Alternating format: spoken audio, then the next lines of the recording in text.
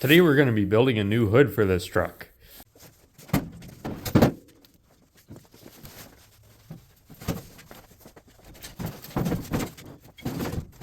And if you've been following along, you know we have to actually section this hood 4 inches, so we have to cut 4 inches out of it and drop it down. At first glance, this actually looks like a pretty decent hood here, but it's actually quite terrible. Not the worst hood ever, but not the best hood by any means.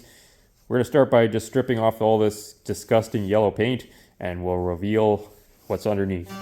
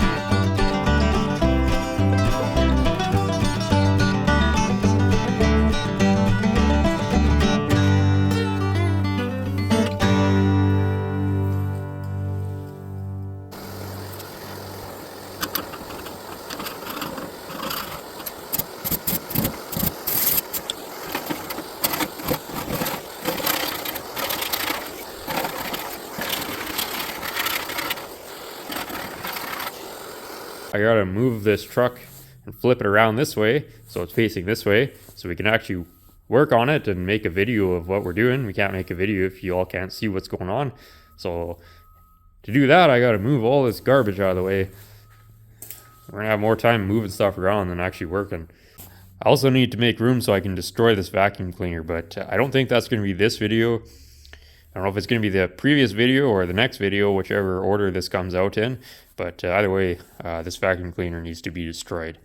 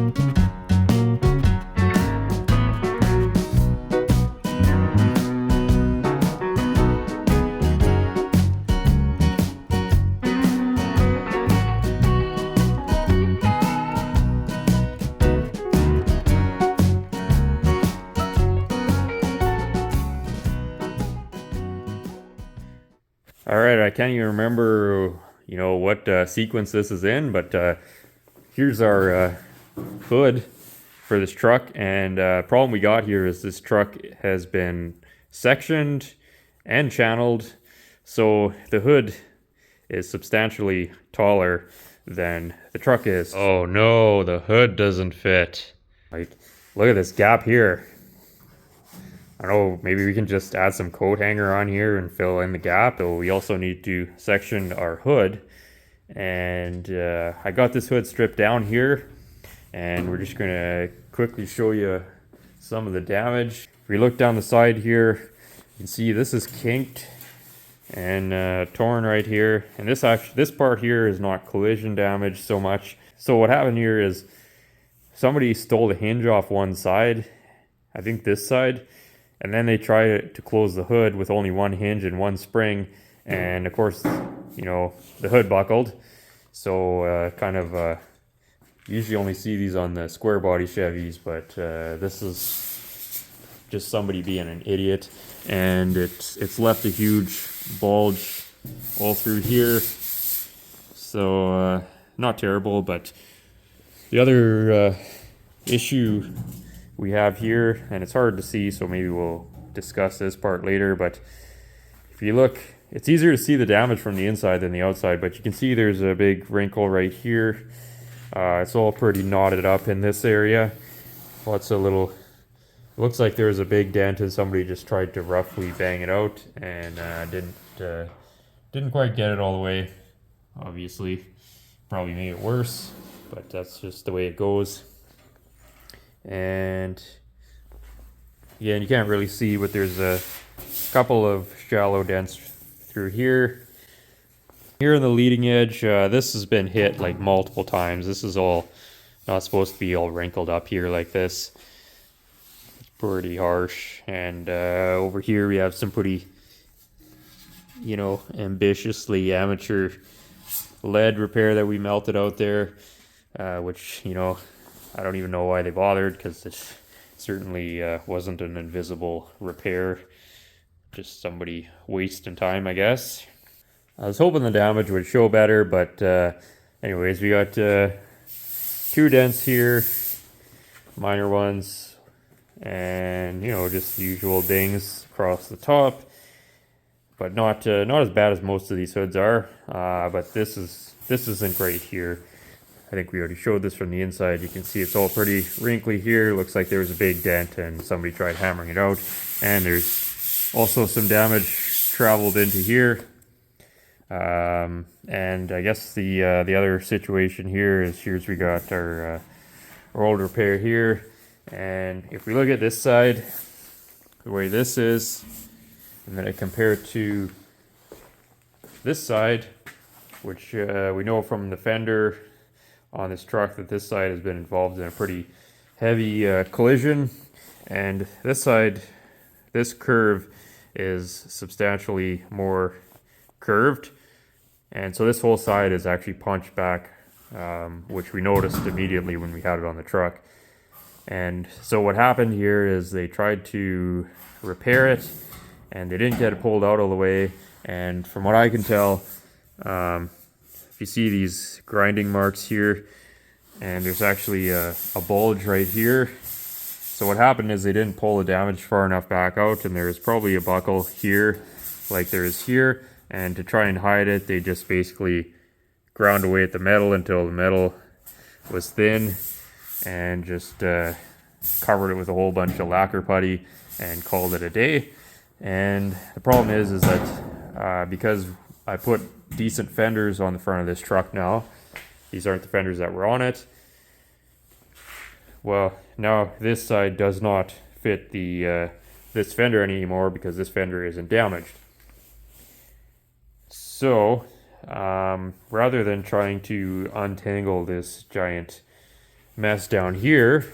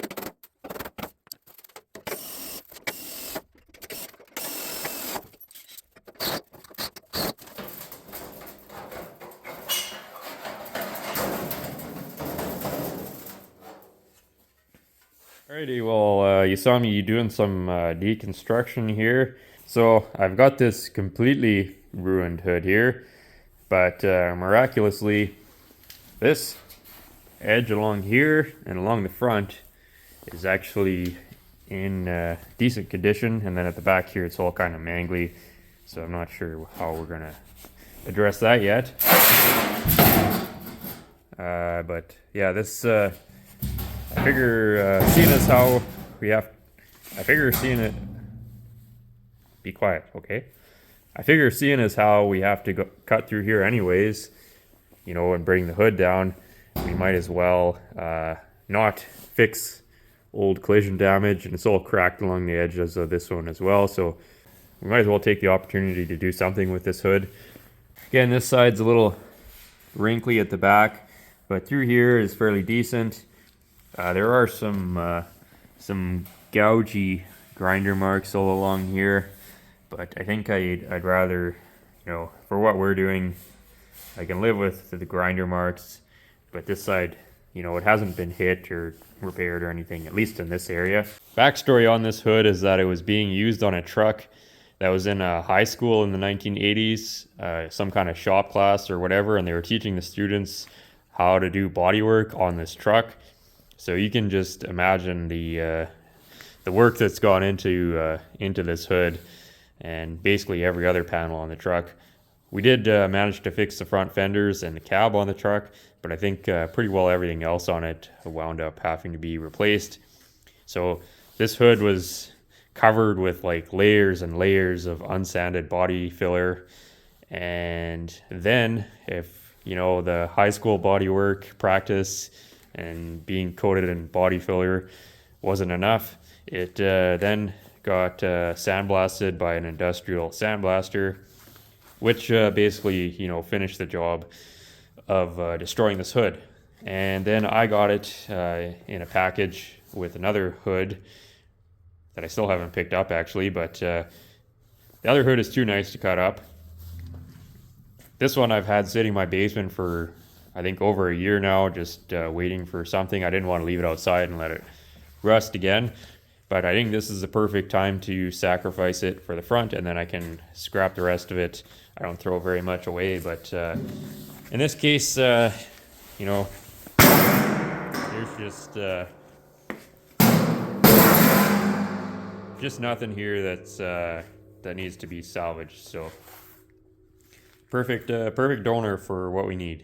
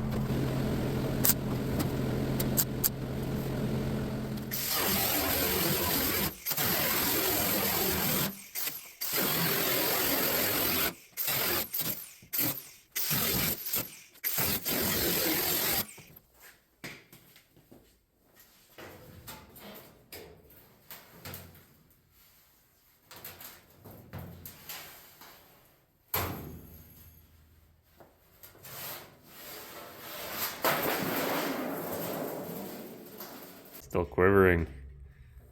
Didn't like that. Too bad, you should have been a better hood. You wouldn't have had to do this. So there's one side kind of there. I've never sectioned a hood before, would you believe? I'm just making this up as I go. I did watch the video where Brent over at Half-Ass Custom, he sectioned the hood on his GMC that he's building, and it looks like what he did is he just tack welded it to the fenders to get it in position and then cut it, and that seemed like a pretty smart way to go about it, so I'm just doing the same thing.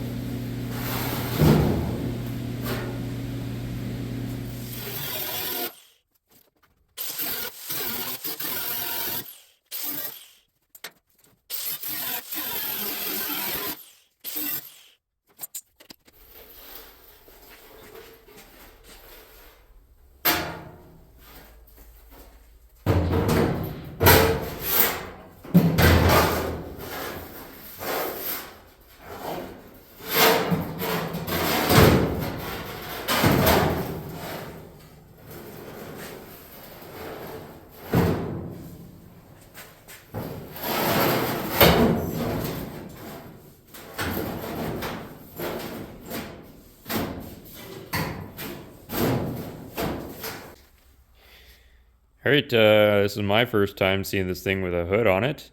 Probably your first time too, if you're watching. So we're all kind of experiencing this magical moment together.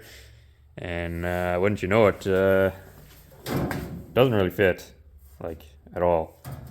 I'm not worried about the front here because we are going to be de-beaking this thing. It's got a pretty prominent lip on it in the front, and not something I'm a fan of. And even though it's a chicken truck, you know, it's just got too much of a beat going on up front. So this is all getting remade up here. I'm not sure what the final shape is because I don't know what grill I'm running, but it's not the factory grill, so not worried about that. But obviously we got to do something about this. There's a few different ways to tackle that, I guess.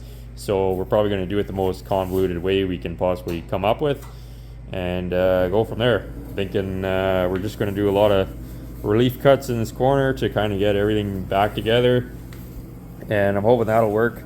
The other option is we could move the whole hood ahead, and if we move it ahead, then it lines up a lot better, because as it moves ahead, seeing as it's like a triangle, it fills in this gap here, it gets wider or whatever. But the problem with that is then I've got to add metal and do a weld right across the back of this hood here. And I don't really like that because these are pretty floppy as it is, and you know, just doing that huge welded seam across there seems like a lot of extra work. And because we are already de-beaking it, there's we don't want the hood sticking out, you know, 8 feet. So I think just doing relief cuts through here is going to be our best option. I guess the other option would be to just split it and actually widen the hood through the middle. Seeing as how we are going to be peaking the hood, adding like a peak on it, de-beaked but peaked, you know what I'm saying? We could do that and weld in a piece through here, but I'm not sure how I'm going to be doing the peak on it, if I just like braze a rod on here and sculpt it in, or if I do a nice molded piece, like butt welded in all nice and whatever. That's a future problem. Kyle here, speaking to you from the future. So we have this old Rod and Custom paint and body guide. Rod and Custom used to be a magazine, and a magazine is kind of like a book, but there's more pictures and it's shorter, and they used to come out every month. Anyways, in here there is an article.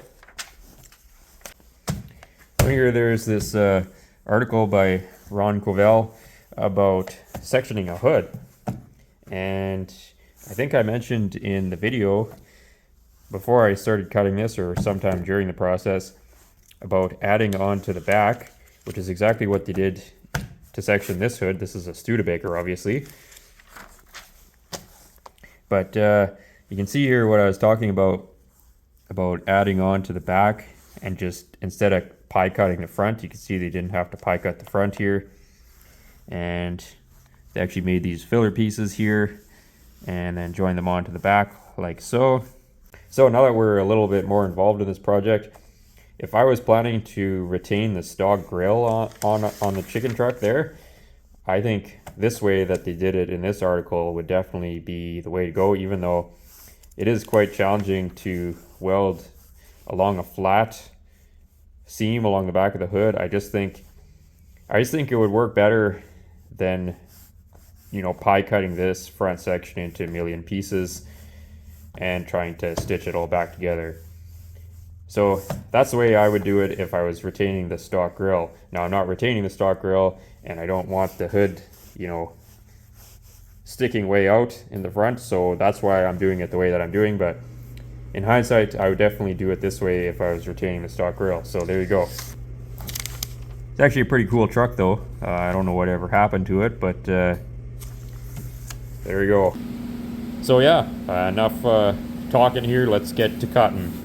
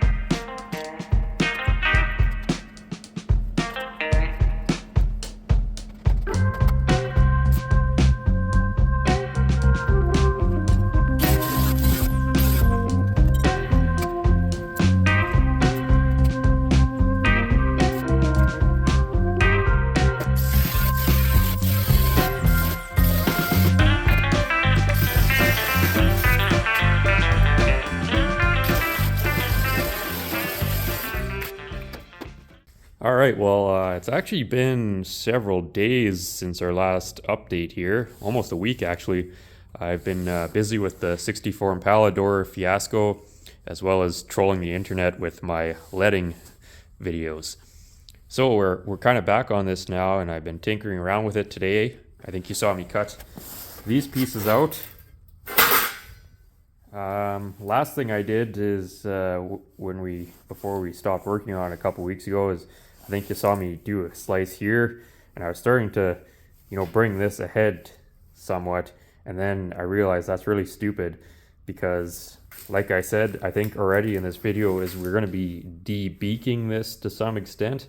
So like, what am I even doing bringing all this out here when I don't even know what shape this is going to be? This is all going to be dictated by the grill, and I don't know what grill I'm using yet. So this was a stupid move on my part. And while we're on the subject of making mistakes, let's go over here. So I think you saw me, I was kind of just cutting something or doing something, I can't remember, but this is just overlapped right now. And what I was just doing is bringing this edge of the hood out and this edge in so that they would make up that difference, and then just tack welding it as an overlap. And it's actually pretty tempting to just go along and weld this fully, beat it in and fill it. But what we're actually preparing ourselves to do is to just do the old Newfoundland cut and butt there, and just go across here and bring these, cut away the inside excess, bring this out and this in a little bit more so that they're both flush with each other for a butt weld, and then this will all be getting butt welded. As you saw me working it, basically all I was doing was just kind of, you don't want to force stuff, but that's what I did. And I mean, it works, but in this case it worked, but it's not a good idea. But nothing I do is ever a good idea. So yeah, I was just kind of pushing it in, tacking it, and then as it started to get difficult, I would go crawl on the inside and use a rubber mallet and basically beat this out to line up, and then just continue going along and tacking it, and tacking and hammering and tacking and hammering and tacking and hammering until we have this. The problem is that I did this side first, and as I was doing this, all I had holding the back of this hood was just a cleco here into the cowl, and I didn't have anything holding the center. And as I was forcing this, I started with this side, and wouldn't you know it, what we ended up doing is the hood in the center shifted over, and now we don't have enough material. You can see the cowl here is higher than the hood, and that's because there's not enough material here in the hood anymore, because it dropped down too far when it shifted over as we were trying to force it into place. So that's the situation now. And you can see that I did put a tack weld here after I realized what had happened, and so the passenger side turned out fine. It's all lining up with the cowl nicely. But now, in order to fix this problem, I have to go through and I have to cut all these tacks apart, raise this hood up so that it's flush with the cowl, whatever that is, the 1/8 of an inch or whatever it has to come up, raise it up, re-tack it, then finally we can go back and start cutting and butt welding this together. But never put your mistakes on the internet, because there's going to be a whole pile of people piling on telling me how they can do it better and whatever. But well, we're fixing the problem before it becomes more of a problem. So it's not the mistakes you make, it's what you end up with when you're done. Speaking of mistakes, here we have this situation that we created for itself, and I'm not a fan of doing pie cuts. It seems like a good idea until you have to go and weld them up and grind them down and then do body work, and then suddenly it stops being a good idea. It's kind of a hassle. So because we are de-beaking this and I don't know what the shape is going to be, I'm thinking, now that I've had a chance to think about it more, basically we'll just be cutting off the front of this and remaking this front section to whatever shape I want. I still want a slight peak in the middle, but I just don't want this huge protrusion, because this is all designed to fit with the original grill, which we aren't using. So it's a bit, I don't know, I just don't, I'm not feeling it. And the reason that I cut this piece out of the old hood, as you saw, what I'm thinking here is I can use this as a good starting point for our filler transition. Obviously it's going to be in more or whatever, but then that way I don't have to cut this all to ribbons and cut and weld it and try to manipulate it. So that's why I save this, is this will be a good starting point, and then all I'll have is just one seam across here, and then however it joins in at the bottom, instead of like I'd have to do quite a bit of these and then cut this and lean it and whatever. So again, now that I look at it, I would actually have been further ahead just to start with the GMC hood. The GMC hood is much flatter in the front and would get us a lot closer to what we're going for instead of this. But you know, I don't have a GMC hood, so we're just using what we got.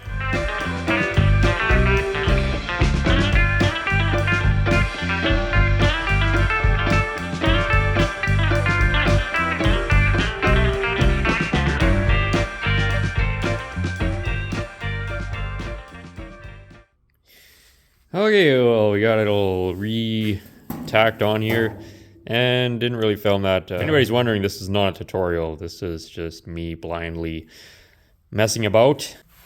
Definitely not proud of anything that we're doing here, but I am much happier with the way that this is now fitting.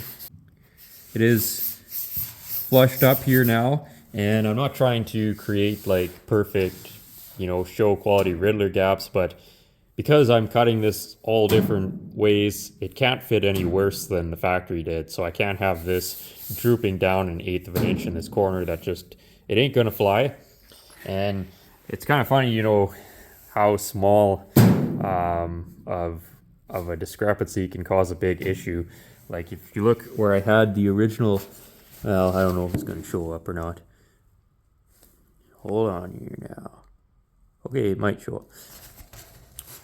If you look at where I had the original Cleco hole in this hood, you can see just how little we actually had to shift that hood in order to get it to line up here. But that was all it took, and that also means we're gonna have to be really careful when we go to turn this into a butt weld, that it doesn't do bad things again. The only thing that changed from, I guess, the first time I did this was I wound up just drilling holes here and then using long screws to pull it together. And I should have just probably done that from the start. It worked better than the beat and tack method that I was using.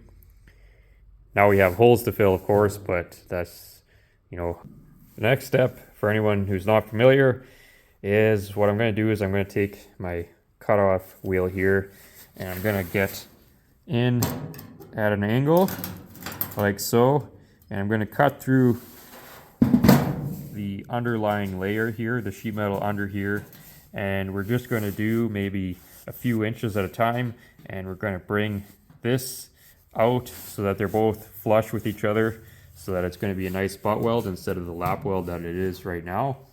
And then we'll re-tack weld the whole thing, and then once we get that done, then we can come back and zip across it and weld the whole seam together solid, a nice flush butt weld.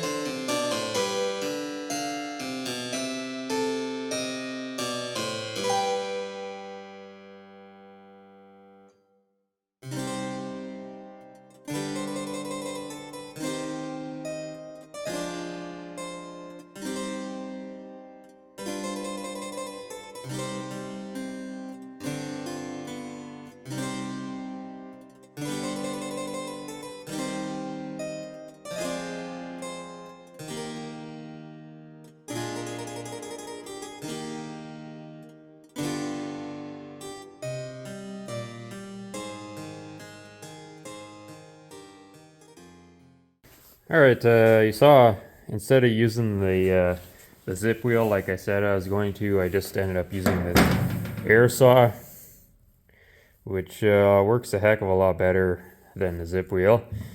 And it's faster too, makes less of a mess. This is the way I was taught to do it, and then I kind of got out of it because, I don't know, just laziness, you know.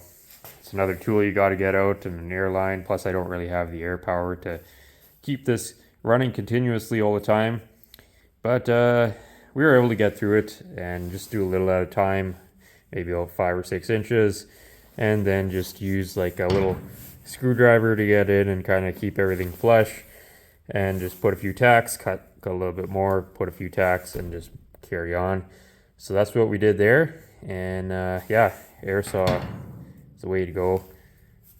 I guess we'll have to start using this more again, instead of being lazy and using this, which just ends up creating more work later on.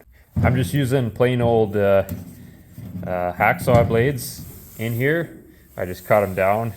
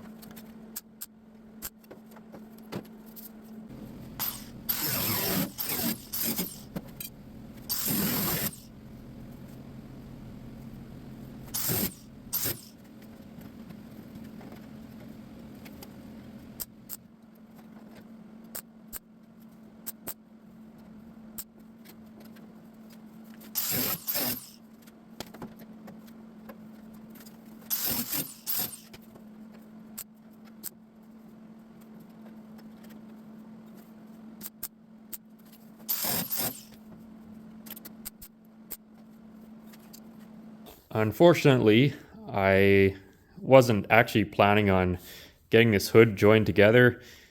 It just all I just started cutting and welding and whatever. So I never cleaned the inside of this panel off. So it's still coated in whatever this yellow Imron nightmare paint is. So I was going to just weld it on the truck here, but now I'm going to have to cut all these tack welds, pull the hood off, clean up the backside, and while I'm at it, I can hammer and dolly the seam a little better because things kind of moved around as I was working it. Get it all hammer and dolly back together, then put it back on the truck, tack weld it again, and then we can finally weld it, and then pull it off again, and then hammer out the welds, and just back and forth, but that's just the way it is, I guess. Now, in a previous video, some of you were asking why I didn't just use the hood from this Pontiac, and there's a few reasons for that. I guess the first reason is that it's absolutely beat to death. I don't know if you can tell on camera, but it is like hammered, like somebody who just pounced it on this thing. So, you know, it doesn't really make sense to replace junk with junk. The other reason is that it's got this trim running through it and a giant step in the hood for this trim, and the trim doesn't really fit with what I'm trying to do with the truck. Like, the truck has a peaked windshield, so it just doesn't fit with this giant thing running through the middle, in my opinion. So that ain't gonna fly. Actually, you know, now that I'm standing out here looking at this thing, there is something we can use from this hood. Can you guess what it is? Hey? This thing has a really nice preformed peak in it, and I'm actually thinking I could cut this out and weld it into the chicken truck hood, and that'll solve our hood peak issue. That beats the heck out of welding a rod to the middle of the hood and trying to sculpt it into shape. Just use this preformed peak, and that'll solve that problem. So thanks, internet. You gave me an idea. Now, rule number one about putting stuff on the internet is never put out anything that's half finished. But that's exactly what we're going to do, because this video is getting a bit long. or really long actually, so we got to cut it short here. But I can already read all the why didn't you should have just done this, or do it that way, or cut here, cut there, weld here, weld there, eat a pear, tickle a bear. It's gonna be relentless, I can tell already. But see here now, this is not a how-to section of hood, I'll tell you that right now. And this is definitely not the first hood that's ever been sectioned. However, this is the only chicken truck that's being built, and there's a vision in my head of how the front end is going to look. And to do it or section it the conventional way, or the way that other people have done, it's not going to get me the shape in the front that I think it should be, and I don't even know exactly how it's going to be yet. Like, there's a thing way in the back of my head, but I'm the only one who can see that vision. And so that's a long ways off before we start figuring out how the front is going to be. But I suspect I'm going to end up basically completely remaking the front of that hood to get it to look the way that I want. But I can't style the front yet until I get the side profile of the truck figured out. But I can't figure out the side profile of the truck until I got the top of the hood sectioned.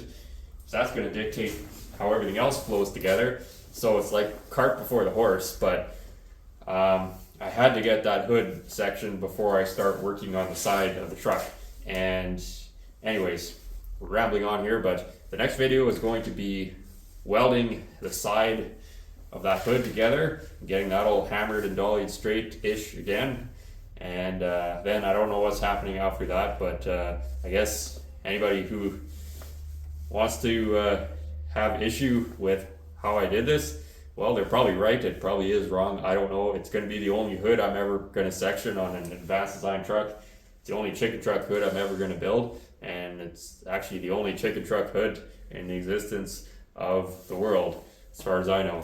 Anyways, thanks very much everyone for watching the show, and thanks to all those who have been supporting the channel and all that stuff. I think this is going to be the only video this week. Normally we have a video on the weekend, but I'm going to be putting this video out early so that I can finish welding up the hood and getting that video done at some point in the future, and continue moving forward with this project. We also got some other projects coming up, so it's going to be very busy. So take care, and we'll see you on the next one.